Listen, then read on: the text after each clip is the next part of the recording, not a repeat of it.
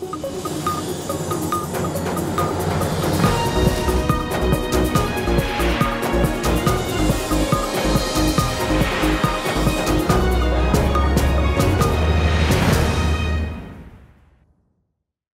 इमरान खान की हुकूमत के ख़िलाफ़ वोट ऑफ नो कॉन्फिडेंस पेश किया गया, उसी ज़माने में इत्तेहादी ग्रोह की तरफ से, जिनकी आज हुकूमत है, मिस्टर परवेज़ इलाही साहब को ऑफ़र थी कि वो वज़ारत आला का ओहदा संभाल लें पंजाब में।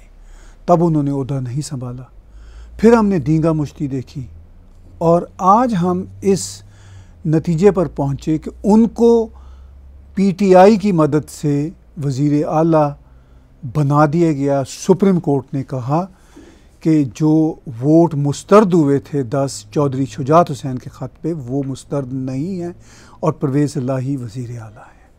सवाल यहाँ पे ये पैदा होता है कि आफ्टर ऑल इतने महीनों बाद वही ओहदा लेने की परवेज़ इलाही को क्या ज़रूरत थी सुप्रीम कोर्ट की मदद से, जो ओहदा उनको इत्तेहादियों की मदद से मिल रहा था। तो मैं पहले रोज़ से टैग टीवी पर कह रहा हूँ कि क्या इमरान खान को हुकूमत से इसलिए निकाला गया था कि वो अनपॉपुलर हो गए थे, उनको पॉपुलर करना था। और जो फ़ैसला सुप्रीम कोर्ट ऑफ पाकिस्तान ने परवेज़ इलाही को एक बार फिर पंजाब के तख्त पे बिठाकर किया है, इस पर बातचीत होगी आज के गुफ्तगू शो में। गुफ्तगू शो के रूह रवां जनाब बैरिस्टर डॉक्टर उस्मान अली साहब से। उस्मान साहब, बहुत दिन बाद हम इकट्ठे हुए, लेकिन आज इकट्ठे होना बनता था चूँकि बड़ी ही इंटरेस्टिंग डेवलपमेंट हुई है। जिस तरह से सुप्रीम कोर्ट ने ये फ़ैसला दिया है, वो आप एक ख़ुद कॉन्स्टिट्यूशनल लॉयर हैं, आपकी अपनी इसमें बहुत दिलचस्पी है इस मौजू में, आपको कैसा दिखता है ये फ़ैसला?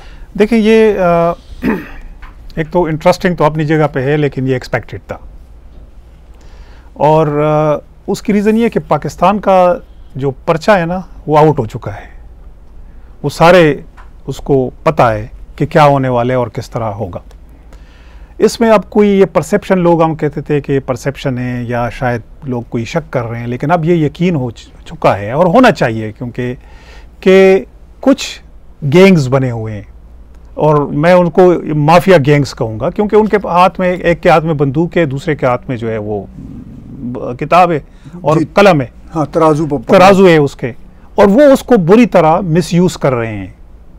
तो इसमें तो कोई शक नहीं था कि अगर ये 3 जजेस का बेंच बैठेगा, तो जैसे कल मरियम ने कहा है कि बेंच फिक्सिंग, तो ये बिल्कुल परफेक्ट, मतलब ये उसने वर्ड यूज़ किए हैं, क्योंकि इसमें कोई अब शक व शुबे की गुंजाइश नहीं है कि ये बाकायदा एक प्लान्ड, ये 3 जज बैठेंगे और यही फैसला करेंगे।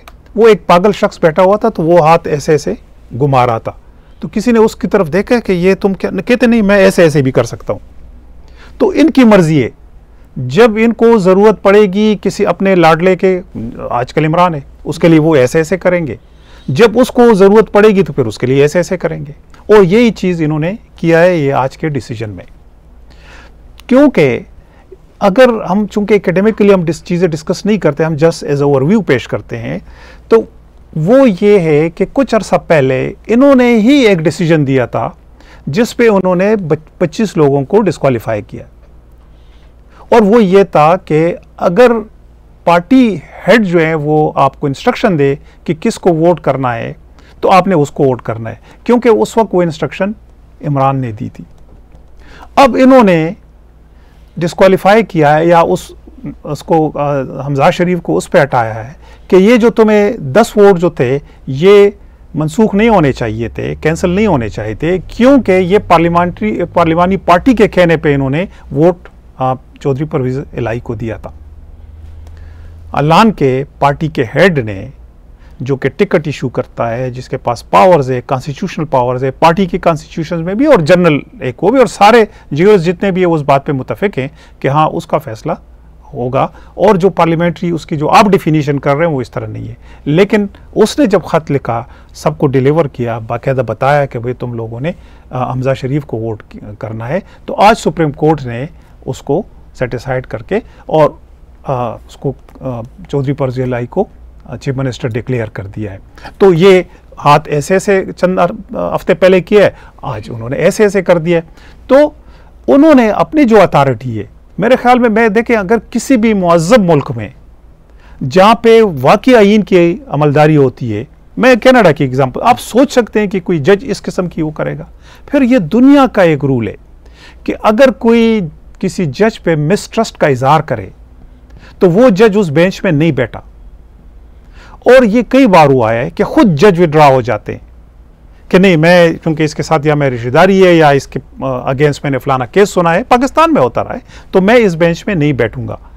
पिछले दिनों मेरे ख्याल में एक बेंच कुछ 5-6 दफ़ा टूटा है ये, उसके बाद खैर वो तो डिले टैक्टिक्स भी होती है। उसके बाद ये हमजा और उसका जो केस था, सारी पॉलिटिकल पार्टियों ने, जिसकी 70% स्ट्रेंथ बनती है असम्बली में, उन्होंने मिसट्रस्ट का इजहार किया कि भाई ये 3 जजेज हैं, ये फैसला ना सुने। अच्छा, मजे की बात यह कि उन्होंने ये नहीं कहा कि ये 3 जज ना बैठे, उसमें ये भी बैठे, लेकिन जो फुल कोर्ट है, जो 14 जजेस इस वक्त सुप्रीम कोर्ट के हैं, 17 हैं, 3 अभी नहीं है, 14 जजेस हैं, ये सुने, ये उसमें जो भी ये डिसीजन करेंगे, क्योंकि तुम लोगों ने जो पहले गन मचाया हुआ है वो गन भी साफ हो जाएगा और ये भी चीज सामने आ जाएगी। अगर ठीक है, अगर सारे डिसीजन करते हैं कि ये पार्लिमानी पार्टी का पावर्स हैं और वो कर सकते हैं, तो ठीक है, हमें कोई ऑब्जेक्शन नहीं होगा। लेकिन उन्होंने वही अपनी जिद, अना, जाती बुग़्ज़, दुश्मनी, जो कि बिल्कुल क्लियर है मियां नवाज शरीफ के अगेंस्ट और पाकिस्तान मुस्लिम लीग के अगेंस्ट और बाकी जो इमरान के अगेंस्ट पॉलिटिशियन है उनके खिलाफ।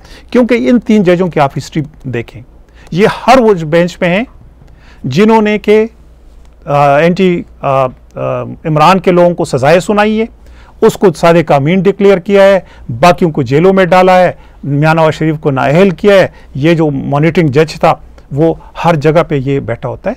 ये इंसाफ का कत्ल है, इसमें कोई मेरे ख्याल में दो राय नहीं हो सकती कि आज इन्होंने इंसाफ के, पहले भी ये करते रहे, पहले भी कोई ऐसे इनके जो जितने भी डिसीजंस हैं, एक एक डिसीजन जो है वो शर्मनाक है। मेरे ख्याल में शर्म आनी चाहिए। जो पाकिस्तान जुडिशरी का 130वां नंबर है, मेरे ख्याल में ये जो 8 नंबर कम है, ये भी ये शायद गलत कह रहे हैं, इसका सबसे बल्कि इसका, मैं personally being a student of law, यकीन करें इन जजों को जज करना जज की तौहीन है। इस अदालत को अदालत कहना अदालत की तौहीन है। अदालत इस तरह नहीं होती, न जज इस तरह होते हैं। ये सारा दिन देख के रात को कहते हैं हाँ मैंने टीवी पे देखा था। जज का ये काम है कि वो टीवी पे मोबाइल से सुने और सुबह आके डिसीजन करे।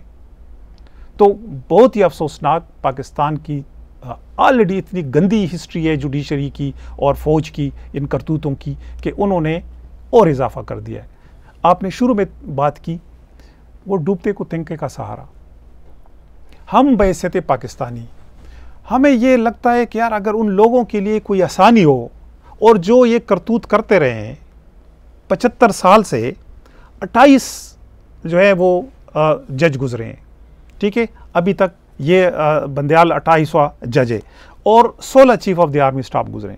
मुझे एक नाम बताएं, आपकी हिस्ट्री पे बहुत गहरी नजर है, कि जिनका कोई आप एग्जाम्पल दे सकते हैं कि नहीं फलाना तो वो ऐसा था। वो एक आध जज दुरा पटेल या बीच में ये काजी फाइजा जैसे चंद निकल आते हैं, उनका जो अशर ये कर देते हैं वो भी सबके सामने है। तो इन 28 में से पहले से लेके आज तक सारे कॉन्स्पिरेसीज और पॉलिटिक्स में इन्वॉल्व हैं, सारे chief of the army staff, और सारे जजेस जो हैं, ये 28 जज और ये 16 chief of the army staff, सब ने यहाँ पाकिस्तान तोड़ने के रिस्पॉन्सिबल ये है। पाकिस्तान में जमहूरियत पे शब खून इन्होंने मारे हैं, पाकिस्तान में कत्लेआम इन्होंने किए, पाकिस्तान में पॉलिटिकल लीडरों को इन्होंने कत्ल किया, उनको मारा है, और जुडिशरी ने हमेशा इनको अपना कंधा दिया है। इसी जुडिशरी ने एक आमिर को, जिसने कॉन्स्टिट्यूशन वायलेट करके एक मुंतखब हुकूमत का तख्ता उल्टा था, उसको ये राइट भी दिया था कि तुम कॉन्स्टिट्यूशन में अमेंडमेंट भी कर सकते हो, जो कि मेरे ख्याल में इससे शर्मनाक कोई और बात नहीं है। तो जो ये चीज़ें कर रहे हैं, मेरे ख्याल में अब ये सारी चीज़ें सबके सामने हैं, और इस पे तो कोई एक्सपेक्टेड था। जब ये 3 जजों के ने देखें, एक तरफ तो ये कह रहे हैं कि ये कोई अर्जेंट मैटर नहीं था, इस वजह से उस पर, या कोई इंपॉर्टेंट मैटर नहीं था, इस वजह से इस पर फुल कोर्ट की ज़रूरत नहीं है। तो अगर ये इंपॉर्टेंट मैटर नहीं था तो आपने रात के 12 बजे अपने रजिस्ट्रार को भेजा है कि जाओ बैठो, और उनको कहा है कि जाओ तुम लोग उधर ही पिटीशन वो करके टाइप करके और उसको हवाले कर दो। रात 1:30-2 बजे आपने किया, अगर वो इंपॉर्टेंट नहीं था फिर आपने ये क्यों किया? इसका मतलब इसकी कोई इंपॉर्टेंस थी ना। तो इंपॉर्टेंस आपकी ज़ात के लिए तो थी, लेकिन पूरे मुल्क का जो तुमने बेड़ा गर्क कर दिया है और जिस तरफ धकेल दिए। देखें ताहिर साहब, ये सिर्फ ये नहीं है कि परवेज़ इलाही वो बन गया या हमजा बन गया, दोनों एक ही तरह की चीज़ें हैं। ना वो कुछ कर सकता था ना ये कुछ कर सकता था, ये भी अपने उनका वो था उनका भी। लेकिन जो आम आदमी की जो हालत इस वक्त दुर्गत बनी हुई है तुम लोगों के इस डिसीजन की वजह से, आज इन्होंने डिसीजन दिया है, डॉलर कहाँ पे चला गया है। तो जो इंस्टेबिलिटी है, जो मुल्क में अदम इस्तेहकाम है, उसके रिस्पॉन्सिबल मुमलिकत खुदादाद पाकिस्तान की फ़ौज और मुमलिकत खुदादाद पाकिस्तान की अदलिया, ये सारा जितने भी ये गंद है ये इनके सर पे। पॉलिटिशियन अपने उनका एक रोल है, उसको एक साइड पे डिस्कस कर लेंगे, लेकिन जो मेन रिस्पॉन्सिबल है, क्योंकि एक के पास बंदूक है, दूसरे ने एक तराजू पकड़ा हुआ है, जिसका एक पल्ला जो है तो जब ये चाहे तो नीचे हो जाता है, जब ये चाहे तो ये ऊपर हो जाता है। आपने अपनी बात में जो मौक़िफ़ रखा वो बहुत ही ज़ोरदार और अहम है। आपने कहा एक तरफ तो आर्मी के जर्नैल हैं, आर्मी की इस्टेब्लिशमेंट है, दूसरी तरफ ये सो कॉल्ड अदलिया, आला अदलिया है, और अवाम बीच में पिस रहे हैं। तवक्को थी कि इमरान ख़ान के फेलियर के बाद, चूँकि इमरान ख़ान की सरकार को गए अभी चंद महीने ही हुए हैं, ऐसा नहीं है कि ये कोई हमारे लिए अनदेखे आदमी है, हमने इनकी परफॉर्मेंस देख ली 4 साल। तवक्को थी कि जो इकानमी का बुरा हाल हो चुका है, जो हशर है, शायद इस्टेब्लिशमेंट इन अपने ही चहेते को हटाएगी और कोई हल निकालेगी, मगर चहेते को उन्होंने हटाया। मुझे तो यूँ लगता है, मैं पहले दिन से कह रहा हूँ, चहेते को हटाया, उसको जो अनपॉपुलर हो गया था उसको दोबारा पॉपुलर बनाने के लिए। तो इसका मतलब ये है कि पाकिस्तान की जो इकनॉमिक हालात की अबतरी है उससे पाकिस्तान की आर्मी को कोई फ़िक्र नहीं है, क्योंकि अल्टीमेटली तनख्वाहें तो उनकी वहीं से जानी है। अगर रिजर्व्स में पैसे नहीं हैं, अगर बजट में पैसे नहीं हैं, तो क्या बनेगा? ताहिर साहब देखें, उनको तनख्वाहें भी मिलेंगी और उनको सब्सिडाइज रेट्स पे डबल रोटी भी मिलेगी, रोटी भी मिलेगी और चावल भी मिलेगी और घी भी मिलेगा। आप खुद शुमार उसका आपको जानते। उनके जो 5 स्टार के बराबर गेस्ट हाउसेज हैं उसमें जब ये जाते हैं तो इनके जो खाने और इनका जो रहन सहन और जो तरीका है, और ये निकलते हुए 100 रुपये और 150 रुपये दे देते हैं, उनको मिलता रहेगा। आम फौजी की बेचारे की भी वही हालत है जो कि आम आदमी की है। लेकिन जो ये सारा सिस्टम इन्होंने कंट्रोल किया हुआ, उनको इस चीज़ की कोई मेरे ख्याल में उनको पता भी नहीं होगा कि इस वक्त मार्केट में रेट क्या है और आटा कौन से भाव है, क्योंकि ना उन्होंने कभी ख़रीदा होगा ना कभी वो गए हैं।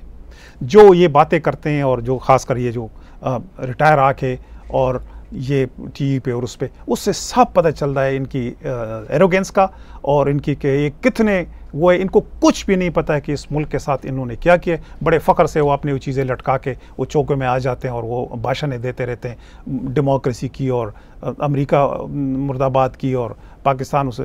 आप लोग अपने करतूत देखें तो उनको कोई फ़र्क नहीं पड़ेगा, उनको यही तनख्वाहें भी मिलती रहेंगी, उनकी बढ़ती भी रहेंगी, उनको अपने पेंशन भी मिलते रहेंगे, पिसता रहेगा। आम आदमी जो कि उसने झंडा उठाया हुआ है उसको कुछ समझ नहीं आ रही, नाच रहे हैं उस पे, जिंदाबाद पे, मुर्दाबाद पे।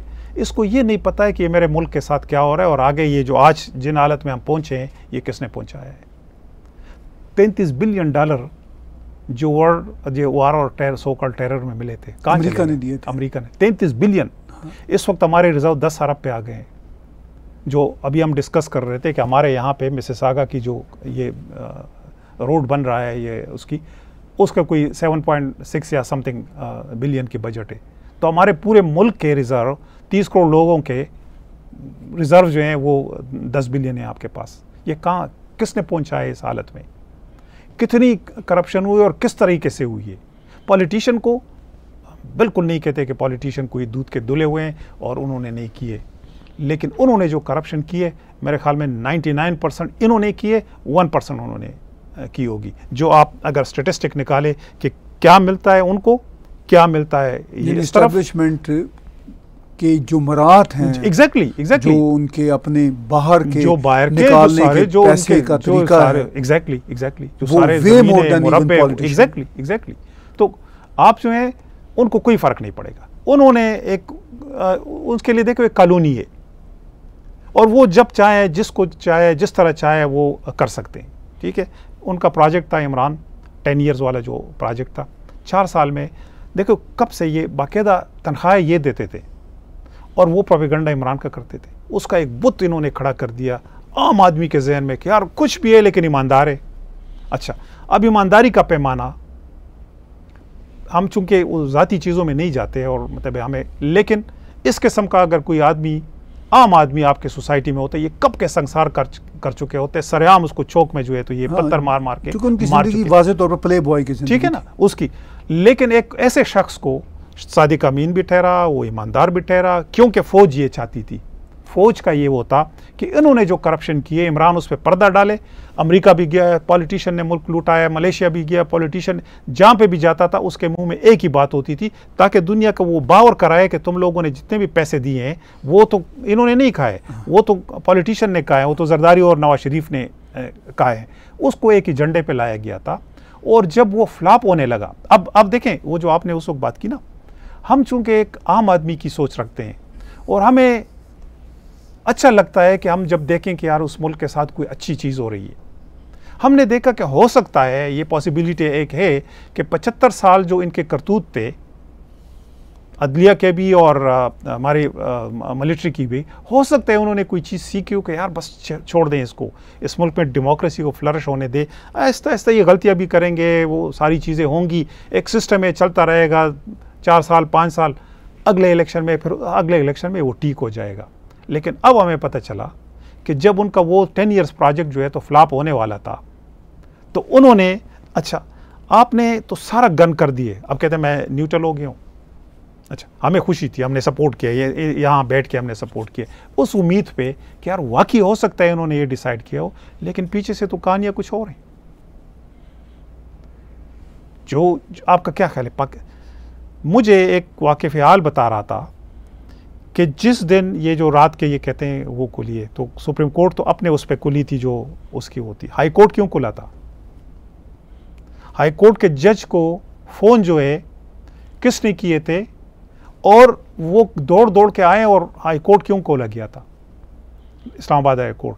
क्योंकि जनरल बाजवा का वो डिसमिसल वाली चीज़ थी, और वो बाकायदा अथेंटिक कुछ हमारे पास इंफॉर्मेशन, जैसे पहले भी मैंने वो कहा था कि अमानत होती है तो हम उसको नहीं ब्रेक कर सकते, लेकिन ये सारी चीज़ें होती रही है। अभी भी उनकी मुदाखलतें, मैं पर्सनली समझता हूँ इन सारी चीज़ों से अगर आप उसका एक कागज़ पे मुआवजा करें तो इमरान के जाने से लेके आज तक जितनी भी सारी चीज़ें, मुझे ये बताएं, हमने बार बार जिक्र किया अली वज़ीर का, उसने कुछ नहीं कहा है। उसने ये कहा है कि अगर तुम लोग आम लोगों के साथ ये सलूक करेंगे, निकल आएंगे, ये तुम लोगों को जूते मारेंगे। वो 2 साल से जेल में पड़ा हुआ है। इमरान और पीटीआई ने जितनी गालियां इस फौजियों को और उनकी माँ बहनों को दी हैं, जो इनके कार्टून बनाए हैं, जो सोशल मीडिया पे जो इनका अशर किया है, अभी भी कर रहे हैं, अभी भी कर रहे हैं, जो अशर इन्होंने, जो इसके इनके प्रेस कॉन्फ्रेंस है, कोई जुर्रत कर सकते हैं उस मुल्क में आम आदमी के कर सके? कोई जुर्रत कर सकता है कि जो इन्होंने इस जुडिशरी के साथ किया वो कर सके? तो फिर मैं तो कहूँगा ना कि एक तरफ तो वो देखिए, आपने मुस्लिम लीग के वो निहाल हाशमी बेचारा गरीब आदमी, उसने कोई 1-2 बातें कर दी थी, उसको ला के और खड़ा करके नाअहल कर दिया था। और ये तो रिकॉर्ड पे है कि जनरल कोसा ने इसको कहा कि पिटीशन ले आओ, मैं ठीक कर दूंगा, निकाल दिया उनको। अच्छा, ये शर्म आनी चाहिए, ये बड़े फ़ख्र से कहते हैं हम 5 जजों ने तो मुल्क के प्राइम मिनिस्टर को भी निकाला था। तुम लोगों को डूब मरना चाहिए कि तुम लोगों ने ये हरकतें की हैं। तुम लोगों के पास कोई इख्तियार नहीं है कि तुम 22, 28, 30 करोड़ के लोगों के उसको इस तरह निकाल दें। ये कोई फ़ख्र की बात नहीं है, शर्म की बात है। तुम लोगों की वजह से आज जो मुल्क खड़ा है इस दोराहे पे, वो तुम लोगों की करतूतों की वजह से खड़ा है। एक को निकाल दिया, दूसरे को फांसी चढ़ा दिया, दूसरे को बाहर भेज दिया। ये तरीका नहीं होता। तो ये जो चीज़ें, मैं तो पर्सनली, आपने कहा ना हम बहुत अरसे बाद तज्जिया आप किस पे करते हैं? तज्जिया आपको देखें, कोई कोर्ट में केस लगा होता है, हम बैठते हैं, सारे जितने भी अगर लॉ के स्टूडेंट थे वो बैठते हैं, हम कहते हैं अच्छा इसमें ये आर्गूमेंट हो सकता है, ये आर्गूमेंट हो सकता है, ये चीज़ हो सकती है, इसका पॉसिबल एक रिजल्ट या डिसीजन ये आ सकता है। जब आपको पता है कि ये 3 जज बैठे होंगे तो इसका रिजल्ट ये आएगा, तो उसमें आप क्या एनालिसिस करेंगे? जब आपको पता है कि अच्छा हम करते हैं, अच्छा ये फलाना अगर जर्नल आ गया, फलाना जर्नल आ गया तो इसकी ये सोचे, आपको जब पता है कि जो भी जर्नल आएगा तो वो उसी तरह होगा जैसे ज़िया-उल-हक था, जैसे जनरल मुशर्रफ था, जैसे जनरल अयूब खान था, जैसे बाकी जर्नल थे, वो भी उसी तरह होगा। तो आपने क्या तज्जिया करना है उसमें?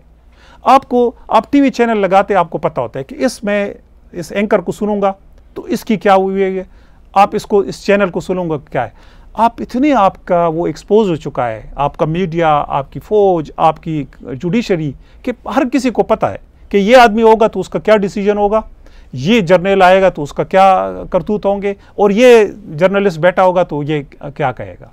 तो जब आप मुल्क में, तो उसमें आप क्या तज्जिया करेंगे? आपको पता है उसमें तो पेपर आउट है, आपको पता है कि इसमें 5 सवाल आए और उसके जवाब देने। अच्छा, अब उस्मान साहब सूरत हाल बड़ी इंटरेस्टिंग है। इमरान खान अनपॉपुलर हो गए थे, अब दोबारा से पॉपुलर हो गए हैं और उनके मानने वाले बढ़ रहे हैं। ये ग्राउंड रियलिटी है जो कि हमने पंजाब के ज़िमनी इंतखाबात में देखा जी, फ्रैंकली। ठीक है, आमतौर पर जिसको निकाला जाता था, जैसे भी निकाला जाता था, वो फौरी तौर पर वापस नहीं आता था। लेकिन इनकी सूरत में लग रहा है कि ये शायद फौरी तौर पर वापस आ जाएंगे और वो जो 10 साल प्रोजेक्ट 3.25 साल में ख़त्म हुआ था, अब वो कंटिन्यू होगा। अच्छा, आपको और मुझे कोई एतराज़ नहीं, भाई आप लाना चाहते हैं ले आए, बिल्कुल एग्जैक्टली, ठीक है। लेकिन मैं और आप यहाँ कनाडा में, अमेरिका में और पाकिस्तान से भी आवाज़ें सुन रहे हैं जी, इमरान के लिए पॉपुलैरिटी बढ़ रही है दोबारा से। वेलकम जी, हमें क्या एतराज़, हम तो डेमोक्रेटिक लोग हैं। लेकिन जो आदमी 4 साल में उस्मान साहब डिलीवर नहीं कर सका, अब आप उसको दोबारा लाएंगे, ले आए। आपकी सोच भी नहीं बदली। अच्छा, ये हो ना, या तो ये स्टेज कर रहे हो किसी वजह से, ये वाकई समझते हैं इस्टेब्लिशमेंट के अक्सरियती तबके के लोग कि इमरान बहुत ही काबिल आदमी है, तो 4 साल में तो उसकी काबिलियत साबित नहीं हुई, तो ये क्या चाहते नज़र आ रहे हैं आपको आगे? मैं देखें ताहिर साहब, कल एक जगह पे मैं बैठा हुआ था, एक साहब मेरे साथ बैठे हुए थे, उन्होंने मुझे कहा कि उस्मान साहब मैं आपको एक बात बताता हूँ, मुझे एक स्टेज पे आपसे नफ़रत होने लगी थी। ये कल रात की बात है, एक शादी की उसमें बैठे हुए थे, और मैं दोस्तों कहते हैं कि यार ये क्या लगा हुआ है, फौज ऐसे, फौज ऐसे, फौज ऐसे। अब मुझे पता चला कि यार आप तो बिल्कुल सही कह रहे थे। मैंने कहा ये सिर्फ आप नहीं हो। जब हम ये बात मुस्लिम लीग के गवर्नमेंट में कहते थे तो मुस्लिम लीग के दोस्त इसी तरह में सोशल मीडिया पे ब्लॉग करते थे और वो कहते थे कि ये क्या कर रहे हो तुम लोग। आज पीटीआई वाले यकीन करें कई मुझे मिले हैं, क्या उस्मान साहब आप लोग तो बिल्कुल सही कह रहे थे। अच्छा, ये कहाँ से शुरू हुआ है? ये पाकिस्तान बनने के बाद से शुरू हुआ है। हमारी वो जनरेशन है जब हम 70s में आए और 70s में उन्होंने जुल्फ़िकार अली भुट्टो की गवर्नमेंट आई है, पाकिस्तान इन्होंने थोड़ा है अपनी करतूतों से। महमूद रहमान कमीशन बिल्कुल वाज़ेह है कि ये क्या क्या करते रहे। एक अखबारी स्टेटमेंट आई है कि उधर हम उधर तुम, जिस पे उन्होंने माफ़ी भी मांगी थी, जिसके वो मरहूम जो जर्नलिस्ट थे वो कहते ये तो मेरे अखबार की सुर्खी थी। उसको इतना इन्होंने लोगों के जहन में बिठाया ये मुतालिया पाकिस्तान में कि पाकिस्तान जो भुट्टो ने थोड़ा है, क्योंकि उनके पास हिस्टोरियन है इनके बनाए हुए, इनके पास सारे सोर्सेज हैं, ये अपनी तारीख भी खुद बनाते हैं, ये अपना जोग्राफी भी खुद बनाते हैं और ये अपने हाल और उसकी बात। अच्छा, ये उन्होंने एक तसलसल से ये चीज़ करते रहे। फिर 77 में उन्होंने यही काम जुल्फ़िकार अली भुट्टो के साथ किया था। जब इनको इंडिया के कैद से वो ले आए, उसके बाद इन्होंने एक दिन भी उसको हुकूमत नहीं करने दिए, उसके अगेंस्ट फ्रंट बनाए, उसको डिस्टेबलाइज़ किया, उसके लिए और आखिर 77 में आके उसकी हुकूमत का तख्ता उल्टा और 79 में उसको फांसी चढ़ा दिया। उसके बाद ये तसलसल है, 20 महीने हुकूमत, फिर उसको डिसमिस कर दिया, फिर 20 महीने फिर उसको कर दिया, और कंधा जुडिशरी का और फौज के वो सारे। और ये देखो, ये जो जजेस हैं ना, मैं इसलिए कहता हूँ इनको जज कहना जज की तौहीन है। आज भी मैं एक जज से, हमारे दोस्त हैं वो, मैंने वैसे पूछा है, मैंने कहा क्या ख्याल है कि अगर आज मुल्क में माशाल्लाह लगता है तो जजों का क्या रवैया होगा? कहते भाग भाग के जाएंगे और ये उनके दरवाजे पे खड़े होंगे कि मैंने किस वक्त वोट लेना है। तो इनकी जो हालत है ना, तो ये जो एक तसलसल चला आ रहा है, मैं और आप जैसे जो हम लोग हैं जिसको कभी उम्मीद आ जाती है कि यार हो सकता है अकल आई हो, लेकिन इन्होंने आम आदमी के साथ तो किया है, लेकिन अपने साथ जो कुछ किया है, ताहिर साहब, आज पाकिस्तान में बदकिस्मती से, जिस पे हमें दुख होता है, हमारी फौजी इस्टेब्लिशमेंट नफ़रत का एक निशान है। बिलीव मी, लोग नफ़रत करते हैं उससे। ये जो देखिए, मैंने पहले भी एग्जांपल दी थी, हम चूंकि यंग थे उस ज़माने में, जुल्फ़िकार अली भुट्टो की वो आई है, हम उससे मुतासिर थे, उसके प्रोग्राम से, उसके नज़रिए से, उसको फांसी दी है। हमने फ़ौज को गालियाँ नहीं दी है, हम डेमोक्रेसी की बात करते थे, डेमोक्रेसी की स्ट्रगल करते थे। आज तक वो 40 साल बाद भी वही स्ट्रगल कर रहे हैं। हमने किसी जज को गाली नहीं दी है, हमने कहा यार जुडिशरी ने ज़्यादती की है, फ़ौज ने ज़्यादती की है। आज माँ बहनों की गालियाँ पड़ रही हैं, इनको गली गली जो है तो इनको निशाना बनाया जा रहा है। आप सोशल मीडिया पे देखते हैं कि इनके साथ क्या क्या चीज़ें हो रही हैं, कुत्ते और गद्दे और उसकी तस्वीरें, जनरल बाजवा का सर रख के जो है तो ये यहाँ पे चौकों पे इनको जूते मारे हैं तस्वीरों को। ये इनकी जो तजलील इन्होंने की है ना, तो मेरे ख्याल में ये मुकाफ़ात अमल है। ये औरों की तजलीलें करवाते थे, लेकिन आज खुद ये जलील हो रहे हैं। तो सबसे बड़ी जो इनकी हरकतों की कैजुअल्टी है ना, ये खुद है। ये यही जुडिशरी का हाल है। ये इन्होंने तो चलो कर दिया, परवेज़ इलाही को चीफ मिनिस्टर बना दिया, ठीक है, एक 5-6 वोटों का फ़र्क है, ये कैम चलता रहेगा, ये उसको करेंगे, ये उनको करेंगे, रिज़ल्ट कुछ भी नहीं होगा, आम आदमी सफ़र होगा, इंस्टेबिलिटी मज़ीद बढ़ जाएगी। लेकिन जो इनकी गोशमाली हो रही है इन जजों की, जो इन्होंने अपने आप को, ये इस तरह इतना आसान काम नहीं है। इंटरनेशनली, आप इंटरनेशनल मीडिया देखें, पाकिस्तान की हिस्ट्री में, मैं कल इस प्रोग्राम के लिए मैं सोच रहा था कि मैं कोई नज़ीर देखूं, कोई प्रेसिडेंट है कि किसी ने कोर्ट का वो किया है, एक निकल आया, लेकिन वो बड़े छोटे पैमाने पे किसी एक जगह पे था। पूरी दुनिया में आपको इसकी नज़ीर नहीं मिलती कि एक पूरे 70% लोगों के रिप्रेजेंटेटिव ने फौज उसका कोर्ट का बाइकआउट कर दिया है कि ये बाइस है और इन पे हमें यकीन नहीं है। इस पर आपका इंटरनेशनल इमेज क्या है? आपका ऑलरेडी जो है तो 138 में 130वां नंबर है, आगे आपका क्या होगा? अभी आपका 139 हो जाएगा 138 में से। तो कैजुअल्टी ये खुद है, लेकिन उस मुल्क के साथ ये सारी ज़्यादती है। हम किसी को शर्म के मारे नहीं बता सकते कि मेरे मुल्क में जुडिशरी भी है या मेरे मुल्क की जो है वो है। तो ठीक है, इन्होंने किया है। जहाँ तक आपने लोगों की बात की, देखें, डेमोक्रेसी है। अगर पाकिस्तान का आम आदमी ये 4 साल के बावजूद भी इस नारे पे जाता है कि इमरान जो है इस मुल्क के मसाइल का हल है, तो मुझे और आपको क्या तकलीफ़ है? हम तो अल्लाह का शुक्र है बिल्कुल एक ठीक ठाक ऐसे मुआशरे में रह रहे हैं कि हमें उन पर कोई फ़र्क नहीं पड़ता। हमें फ़र्क पड़ता है उधर के आम आदमी की तकलीफ़ों का। आम आदमी अगर तकलीफ़ में हो, क्योंकि हम सारे खुद आम लोग हैं और हमारे जितने भी दोस्त हैं, रिश्तेदार हैं, वो सारे आम लोग हैं, तो उनकी तकलीफ़ों का हमें एहसास होता है। उस वजह से मुल्क पे दुखता है। इमरान की हमें क्या फ़र्क पड़ता है कि आप उसकी हिमायत करें या मुखालफत करें?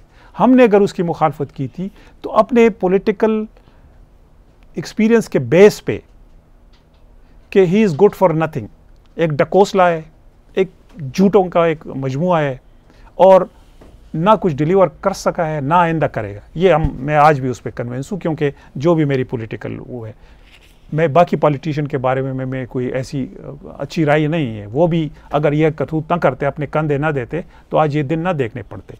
लेकिन चूँकि हम स्पेसिफिकली इस फ़ौज के 10 ईयर्स एजेंडे की बात करते हैं, प्रोजेक्ट की बात करते हैं, तो वो प्रोजेक्ट फ्लॉप है और फ्लॉप रहेगा। लेकिन उस मुल्क का वैसे भी वो बैठ चुका है। और आज जो हम मायूसी की बात कर रहे हैं, कोई 1-2-3 महीने पहले थोड़ी सी हमें उम्मीद हो चली थी, लेकिन जो अब हरकतें हो गई हैं, मेरे ख्याल में मैं तो बहुत ज़्यादा डिसअपॉइंटेड हूँ। देखिए, ये जो इस वक्त हुकूमती इत्तेहाद है, इनकी जो हुकूमत है, ये भी 2-3 माह में वाज़े हो गया कि ये भी इस्टेब्लिशमेंट की डिक्टेशन से बाहर नहीं जाते। हत्ता कि ये भी वाज़े हो गया कि मियाँ नवाज़ शरीफ और मरीम नवाज़ का नुक्ता नज़र मियाँ शहबाज शरीफ एंड कंपनी से मुख्तलिफ है। मियाँ साहब पहले दिन से कह रहे हैं कि भाई ये मैस इमरान ने ही क्रिएट किया है, उसको ही ये हवाले करो। तो आपको लगता है कि अब पंजाब असम्बली के हवाले से सुप्रीम कोर्ट का जो डिसीजन आया है, उसके बाद मियाँ शहबाज शरीफ एंड कंपनी को कोई एहसास होगा कि भाई इस तरह की हुकूमत लेने का क्या फ़ायदा है, इससे बाहर जाएं? आपको क्या नज़र आता है? देखो, मेरे ख्याल में जो एक वर्जन है कि इसमें कोई शक नहीं है कि हालात उस निच पे इमरान ने पहुंचा दिए थे कि मुल्क दिवालिया होने वाला था। जो चीज़ें हो गई थी, आपको याद होगा मार्च तक जो सिचुएशन थी उसकी, और यही थी कि आप गली में किससे भी पूछते तो वो 2-4 गालियाँ दे देते, और गालियाँ क्या, इलेक्शन के रिजल्ट्स भी आपके सामने थे, लोकल बॉडीज़ के भी थे और उसके भी थे। उस डूबते हुए उसको सहारा देने के मैं पर्सनली अब इसको जो कंस्पिरेसी थीरीज थी ना, अब मुझे थोड़ा सा उस पर यकीन आने लगा है कि शायद ये वाकई ऐसा हुआ है कि उसकी पॉपुलैरिटी द लोएस्ट उस पर थी, और जितने भी सर्वे भी आ रहे थे उनको उसको सेव करने के लिए अब उन्होंने ये जो न्यूट्रलिटी का, मैं पर्सनली समझता हूँ, का जो ड्रामा रचाया है। क्योंकि न्यूट्रल देखो आप होते, लेकिन जो आपने जो गुनाह किए थे, जो करतूत किए थे, जिसको लाने के लिए नवाज शरीफ को नाअहल कर दिया, जिसको लाने के लिए आपने पकड़ पकड़ के उनको जेलों में बंद कर दिया, फिर उसके 4 साल हुकूमत में जितने भी पॉलिटिकल लीडर थे, चाहे औरत थी चाहे मर्द थे, उसको पकड़ पकड़ के जेलों में डाला, किसी पे हेरोइन का केस बनाया, किसी पे साहब पे वो बनाया। ना जुडिशरी टस से मस हुई है, न जुडिशरी को कोई शर्म आई है कि यार एक बेगुनाह आदमी जो है वो पड़ा हुआ है जेल में 2-2 साल से, उसका भी कोई मदावा हो। तो ये सारी चीज़ें जब हो गई और आपने उनको हवाले कर दिया एक लुली हुकूमत कि अब चलाओ। अच्छा, वो जो वर्जन दे रहे हैं कि हमने मुल्क को बचाना था, मुल्क को तो बचा दिया, खुद मुल्क को क्या बचाया है? ठीक है, जैसे मैंने कहा ना, उनको कोई फ़र्क नहीं पड़ेगा। तुम लोगों ने उस शख्स को बेल आउट किया है जिसको कि सज़ा मिलनी चाहिए थी, जिसको कि इस बात की सज़ा मिलनी चाहिए थी कि 4 साल में तुमने इस मुल्क की इकानमी कहाँ तक पहुँचाई है, तुमने इस मुल्क के अखलाकियात कहाँ पहुँचाई है। करप्शन के जितने स्कैंडल्स इमरान के गवर्नमेंट में आए हैं वो पहले किसी गवर्नमेंट में नहीं आए। किसी में जुर्रत है कि उसको हाथ लगा सके? क्या वजह है? पीछे कोई होगा ना।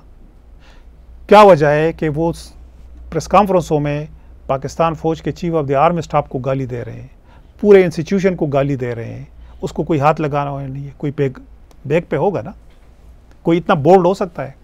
क्या वजह है कि वो जजों के उसको इंटरनेशनली और नेशनली भी उनको जूते मार रहे हैं, उनकी तस्वीरों को और उनको गालियाँ, उनकी माँ बहनों को, उसकी बीवियों को? किसी में जुर्रत है कि उनको बुलाए कि यार तू ये कर रहा है? और जज भी उनका साथ दे रहे हैं, जज भी उनका साथ दे रहे हैं, फौज के अंदर भी बैठे हुए बहुत सारे लोग बिल्कुल साथ दे रहे हैं। बिल्कुल। ये जो रिटायर्ड अभी निकले थे, जिनका जब ये वर्दी में थे तो उधर भी यही सियासत करते थे, और निकल आए तो अभी भी वही पॉलिटिक्स करते हैं। कोई पूछने वाला है इनसे कि ये तुम लोग क्या कर रहे हो? तो इसका साफ ज़ाहिर है, मैं पर्सनली अब इस बात पे कन्विंस हूँ कि ये पूरा एक ट्रैप था, और मेरे अपने ख्याल में कि अपोजिशन जो है ये उसमें ट्रैप हुई है। क्योंकि जो उनके साथ जो सलूक हो रहा है, तो ये मैं नहीं मानता कि ये इमरान के करप्शन के स्कैंडल है। आज ये केस दर्ज करते हैं, रात को उसकी बेल हो जाती है। 15-15 केसेस में जो है तो उसके, वो तो छोड़ें, आम वर्कर्स की भी जो है आप उस पर वो करें, रात को जो है तो हाई कोर्ट उसके लिए खुल जाते हैं, उसकी बेल हो जाती है। What is this? ये बगैर बैगिंग के नहीं हो सकता। तो मेरा ख्याल ये है कि उसको बेल आउट करने के लिए उनके पास वो है अपोजिशन। मेरे ख्याल में मैं बिल्कुल मरीम नवाज़ का जो स्टांस है, मैं पर्सनली उसको सपोर्ट करता हूँ। आप अपोजिशन कह रहे हैं, यानी आपकी मुराद यही ये जो अभी हुकूमत है उस वक्त अपोजिशन में, उस वक्त जो अपोजिशन, क्योंकि हुकूमती इत्तेहाद जिस तरह हुकूमत चला रहा है वो अपोजिशन की ही तरह जी एग्जैक्टली। लेकिन उस वक्त चूंकि अपोजिशन में, क्योंकि वो खुद भी इतने मतलब सबमिसिव हैं, पिसे हुए लगते हैं, इसका मतलब ये कि उनमें पावर नहीं है। आपको जब काम करने नहीं दे रहे हैं, आपको ये कह रहे हैं कि नहीं किसी को अरेस्ट नहीं करना है जी, जब तक कि तुम खुद 4-4 साल जेलों में पड़े रहे हो। राइट। आपको जब कह रहे हैं कि कोई डिसीजन न लेना वरना कोर्ट जो है तो उसको टर्न डाउन कर देगा। इस सारी सूरत हाल की जिम्मेदारी क्या आप समझते हैं कि माइंडसेट पे भी है? जो एक माइंडसेट जो आप और मैं जानते हैं, हम यहाँ रिटायर्ड फौजियों से मिलते हैं, इवन हाजिर सर्विस के लोग भी कनाडा आते हैं जी, उनसे भी हमारा डायरेक्ट या इंटरेक्शन होता है, तो हम ये महसूस करते हैं कि वो भी इतने ही ज़्यादा जज्बाती हैं जितना एक आम शख्स जज्बाती है कि जी हमें अमेरिका की ग़ुलामी कोट अनकोट नहीं करनी चाहिए, हमें वो जो है ना पुराना हमारा उस्मान साहब एक फ्रेज़ था कि जो अमेरिका का यार है वो गद्दार है, गद्दार। बिल्कुल। मुझे कल एक पाकिस्तानी साहब ने कहीं मिले, और ये एक की बात नहीं है, ऐसा माइंडसेट मुझे बहुत सा नज़र आता है। कहने लगे जी कि वो पाकिस्तान में कोई 10-15 हज़ार लोगों की गर्दन काट दी जाए, सब कुछ ठीक हो जाएगा। मैंने कहा इस तरह कैसे ठीक होती हैं चीज़ें? नहीं जी, ये इमरान जो है ये सब कुछ ठीक कर देगा। मैंने कहा 4 साल तो भी रहे हैं इमरान खान साहब, ठीक तो कुछ नहीं हुआ। वही जैसे कोई सुल्तान होता है ना, कोई प्रिंस होता है उस, तो ये माइंडसेट का भी सारा किया जा जी रहा है। बिल्कुल बिल्कुल। देखो ये जो कह रहे हैं ना कि इसको लटकाया जाए, ये बहुत दफ़ा ये बात कर चुकी है। मैं ये कहूँगा कि 1-2 को छोड़ के, या 28 चीफ जस्टिसों को और ये 16 चीफ ऑफ द आर्मी स्टाफों को, एक आध को छोड़ के कब्रों से निकाला जाए और उनको लटकाया जाए चौकों में। एक माइंडसेट अगर इनका है तो एक आम आदमी का भी माइंडसेट है जो कि उसका इजहार कर रहे हैं। देखो उसके दो पहलू हैं ताहिर साहब। ये जो आज एक बात पे पीटीआई के वर्कर्स भी और बाकी जितनी भी आज गवर्नमेंट में, कल की अपोजिशन पार्टियों में जितने भी वो थे, वो इस सब कुछ का जिम्मेदार समझते हैं पाकिस्तानी मिलिट्री को, इस्टेब्लिशमेंट को। आज ये कह रहे हैं, कल वो कह रहे थे, आज दोबारा ये आवाज़ें उठने लगी। ठीक है, ये जो रिटायर्ड उसका जो आपने माइंड से कि आप उनके साथ बैठें, वो तो अक्ल कुल है, वो तो इकानमी भी समझते हैं, वो तो जंग भी समझते हैं, वो तो गाड़ी चलाना भी समझते हैं, वो तो जहाज़ उड़ाना भी समझते हैं, उसको मुल्कों को चलाना भी उसको आता है। आप उनके साथ आप हैरान रह जाएंगे कि यार तू तो, अगर मैं मतलब अब दोस्त है, मैं कुछ कह नहीं सकता, अगर तुम्हें इस रैंक में फौज ने रिटायर्ड किया, इसका मतलब है कि तुम कुछ किसी काम के नहीं थे ना, इस वजह से तुम्हें उन्होंने कहा बस जाओ, तुम जो है यहाँ से बैठ के मुल्क चला रहे हो। तो ये जो शायर एक माइंड सेट की जो बात है ना, ये बिल्कुल सही बात है। और इसी ने ये देखे, आम आदमी जो है, हमारे पाकिस्तान की बदकिस्मती ये है ना कि वहाँ पे, जैसे हम हमेशा कहते हैं कि वहाँ पे एजुकेशन तो है नहीं, इंफॉर्मेशन है। 30 साल पहले एक किताब लिखी गई है, वो आज भी, जो हमने पढ़ा था 30 साल पहले, वो आज भी उन्हीं कोर्स में वही किताबें। तो आप एजुकेशन तो दे नहीं रहे हैं। आपने मुतालिया पाकिस्तान की एक कितनी सी किताब उठाई हुई है और उसमें आपने लिखा हुआ है कि जमहूरियत ने मुल्क का बेड़ा गर्क कर दिया, और आपने उसको, और आप स्कूलों में बच्चों को पढ़ा रहे हैं। आपने जो है तो निशाने इधर उसने ले लिया, निशाने उधर उसने ले लिया, ये ईमानदार है और ये बेईमान है। तो जब आपने उस कौम को एक उसमें बंद कर दिया है, एक कुएं में बंद किया हुआ है, तो नेचुरली उसने वही चीज़ें सीखनी है जो तुम सारा दिन उसमें दिमाग में डालते रहते हो। तो उन लोगों ने यही चीज़ सीख ली है।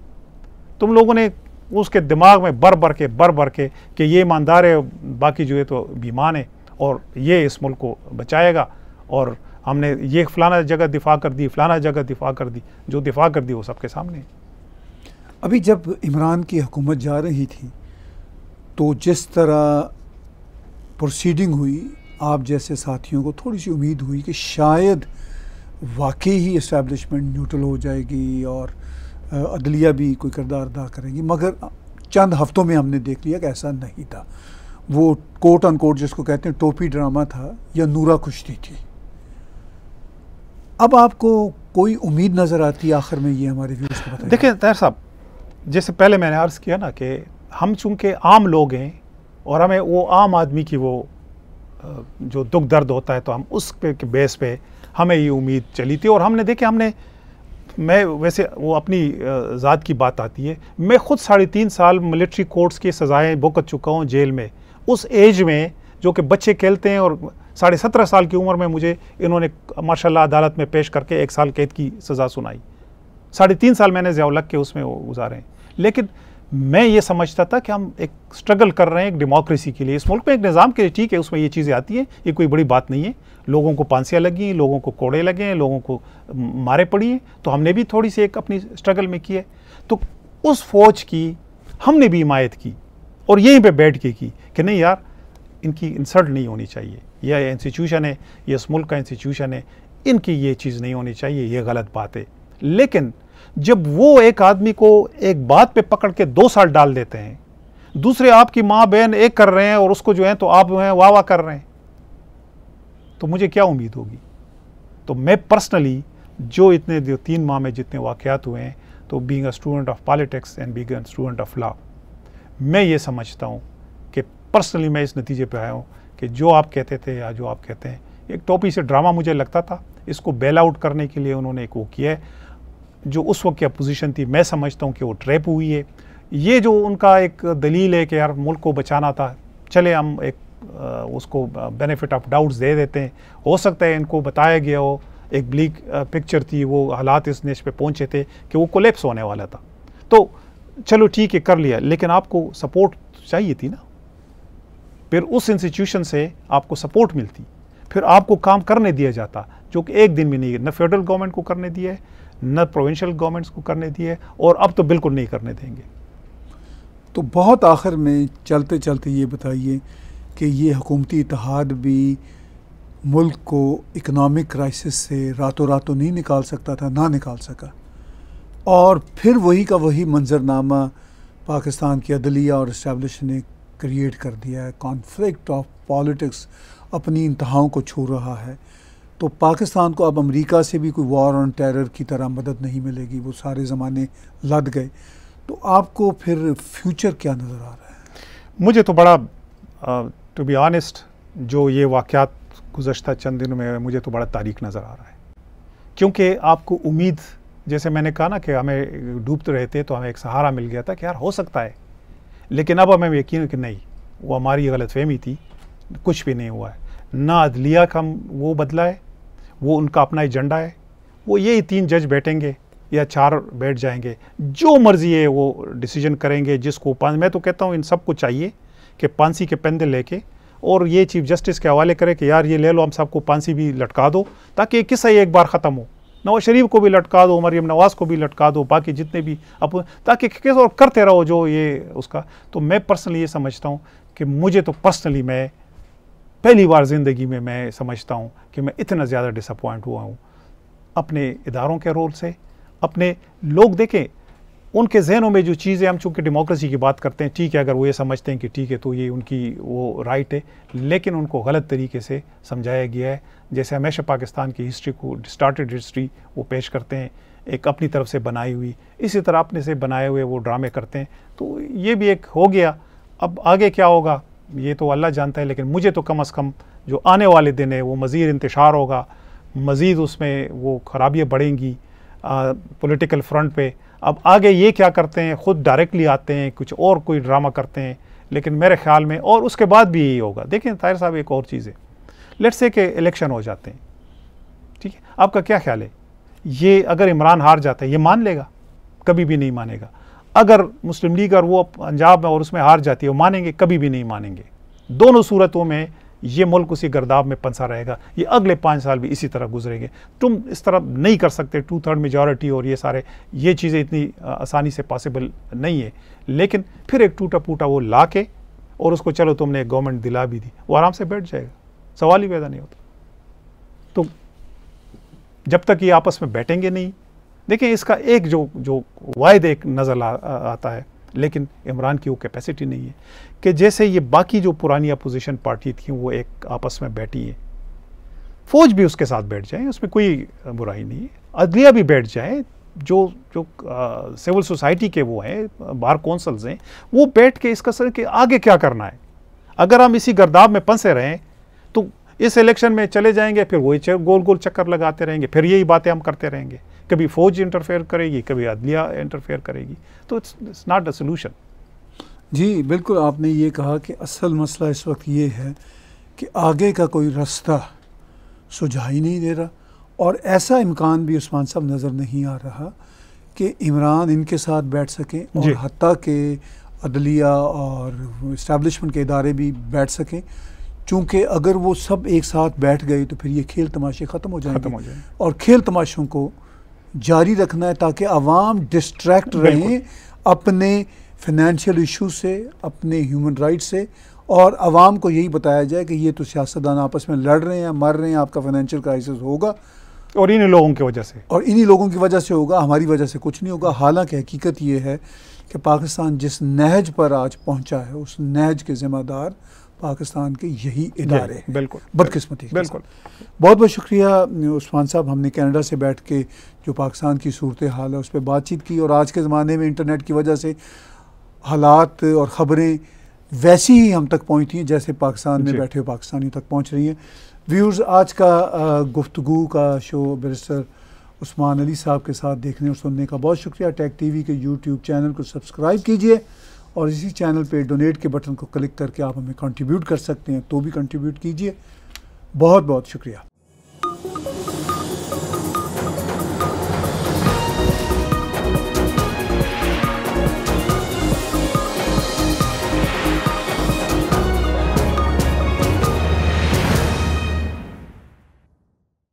Subscribe TAG TV YouTube channel and press the notification button.